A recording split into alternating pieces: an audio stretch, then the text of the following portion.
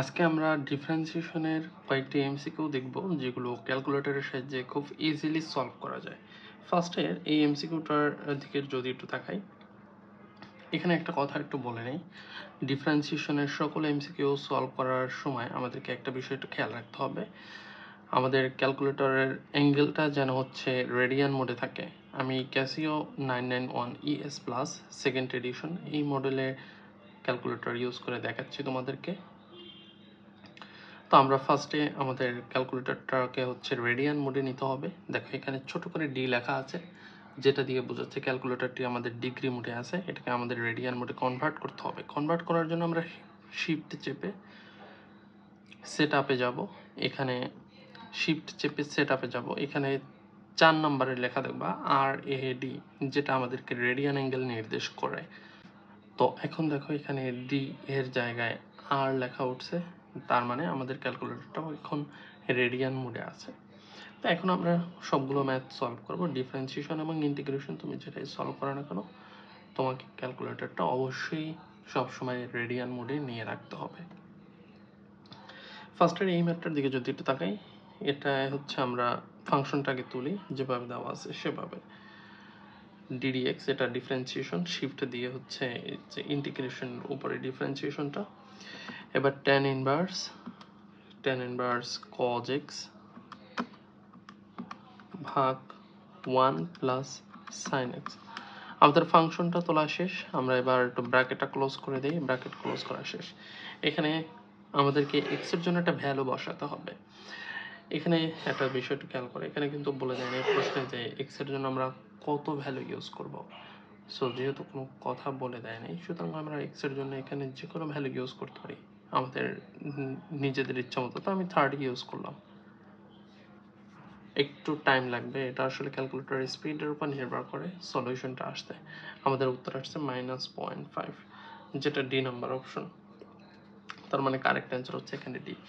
এই বড় বড় এমসিকিউগুলো তুমি হাতে করতে গেলে তোমার অনেক সময় লাগবে, যেটা ইঞ্জিনিয়ারিং ভর্তি পরীক্ষায় কখনোই তুমি অ্যান্সার করতে পারবে না ফুললি, যেটা তোমার চান্স পাওয়ার সম্ভাবনাকে অনেকটা পিছিয়ে দেয়।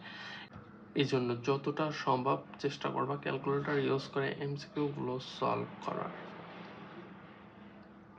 আমরা এবার আরেকটা এমসিকিউর দিকে যদি একটু তাকাই, এই এমসিকিউটা একটু খেয়াল করি। আগের মতো করে এমসিকিউটা তুলব। এখানে tan inverse cot x। cot x আমরা কিভাবে লিখব? cot হচ্ছে কিন্তু tan এর বিপরীত। সো tan x 1 ভাগ tan x, এটাই হচ্ছে cot x। সো ব্র্যাকেটটা ক্লোজ করলাম। এরপর হচ্ছে cot inverse tan x। So cot ইনভার্সকে আমাদের tan ইনভার্সে কনভার্ট করতে হবে। তো cot ইনভার্সকে tan ইনভার্সে কনভার্ট করলে কি হয়, জাস্ট ভিতরের যে অ্যাঙ্গেলটা সেটা উল্টিয়ে যায়। মানে tan x আছে যেটা, সেটা 1 ভাগ tan x হবে। এরপর আমরা ব্র্যাকেটটা ক্লোজ করি। এখানে দেখো, এখানে আমি একটা ব্র্যাকেট বেশি দিয়ে ফেলছি।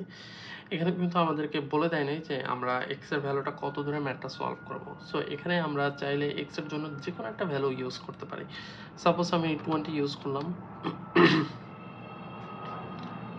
এখানে কেউ যদি এক্স এর জন্য অন্য কোনো ভ্যালু ইউজ করে, তার জন্য সেম রেজাল্ট আসবে। এখানে আমাদের উত্তরটা আসছে -2, যেটা দেখো ই নাম্বার অপশনে রয়েছে। তার মানে এটাই আমাদের কারেক্ট অ্যান্সার।